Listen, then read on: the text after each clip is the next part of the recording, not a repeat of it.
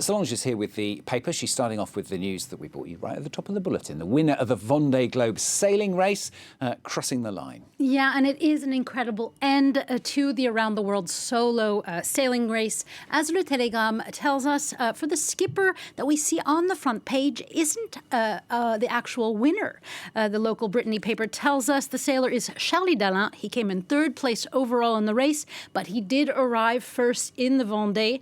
This is actually the first time that has happened, and it was a dreamlike moment, he said, after 80 days of solitude at sea. Now, the winner, as Le Monde tells us, is Yannick Bestaven.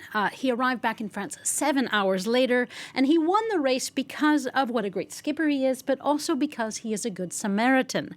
The race committee, as they do in such cases, they'd previously decided to remove 10 hours and 15 minutes from his time because he went off course to try and save, as did other sailors, a fellow skipper whose ship had broken into. Yeah, there were very dramatic scenes that we saw when that happened.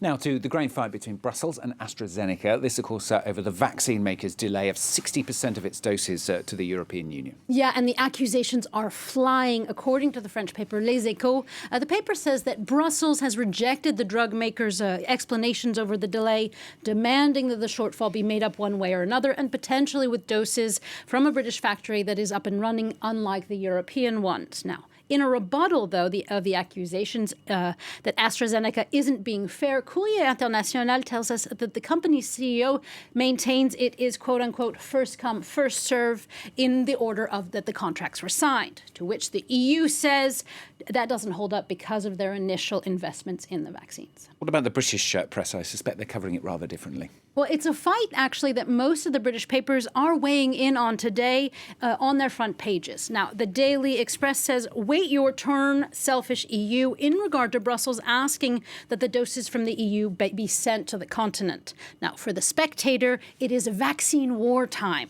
The British Weekly actually argues that this kind of competition, this global race, is a good thing, as vaccination is always a race against time, they say, and that competition could spur innovation, or at the least soul-searching, they say, over what has gone wrong. Now, The Guardian says that this, quote, vaccine spat is almost inevitably charged with Brexit-tinged rancor, end quote. And in an opinion piece, the paper says that this fight is partially of the EU's own making, that the bloc was more interested in getting a good price than being fast. Now, with a 3-month contract delay compared to the UK, the EU is trying to leverage out of it now. And although it may have already done its damage, according to Politico in regard to European solidarity. Politico says that negotiating at 27 takes time, and that solidarity may have helped smaller nations, but that countries like France and Germany may have to pay the price of a much slower rollout, which means lost economic output and lost lives. Solange is taking us to this US for this next story. It's a bit of a news about Bernie Sanders, isn't it? Yeah, Bernie Sanders is still in the news over a week after the image of him wearing mittens at the Capitol went viral. And he has announced that he's raised $1.8 million for charity for merchandise with that image on it. And the merch is dubbed, quote, Chairman Sanders, referring to the fact, actually, that he is the incoming chair of the powerful Senate Budget Committee, which means he will be able to oversee much bigger funds than just charity merchandise. The powerful purse strings of Congress, and that is actually an essential role in being able to pass any major legislation in the U.S. Nice. Comfy mittens as well. Yes. Let's go to Brazil. This is a controversy over condensed milk. Yes, condensed milk. Accusations are flying that President Jair Bolsonaro spent 2.4 million euros on his favorite drink, condensed milk. And these accusations have been going wild in the press, the Washington Post tells us. And it has led his critics to say all those millions of cans of condensed milk, some 7,200 every day, at least on paper, would have been better off spent, and this is not funny, on bottles of oxygen for COVID patients. But there is a big but here. The Brazilian president has cried foul that those millions of cans are not for him, that they are for the armed forces. A bit of fake news thrown by a fake news pusher himself. The Brazilian site Metropolis says Bolsonaro has shot back, saying his predecessor spent more than he did, and that journalists covering the story can, and I quote, go and stick a can of condensed milk up your backside, end quote. Ouch. Can't stand condensed milk either. It couldn't be a better segue for these final articles from Solange. The press has a lot more to say about. I can't say that word. You can say it. Yes, I'll say it. Backsides, bombs, whatever.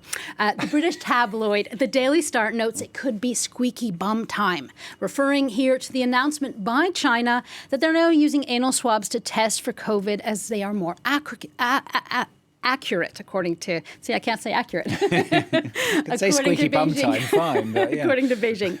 A quote, and I quote, a cheeky Chinese game changer after a few hairy months, end quote, as the paper wonders a bit skittishly if such swab tests will be going to the UK soon. Now, I could not leave you with COVID tests, so I'd like to share what Science magazine is calling the end of a wombat poo mystery, or why Australian animals' poops are square.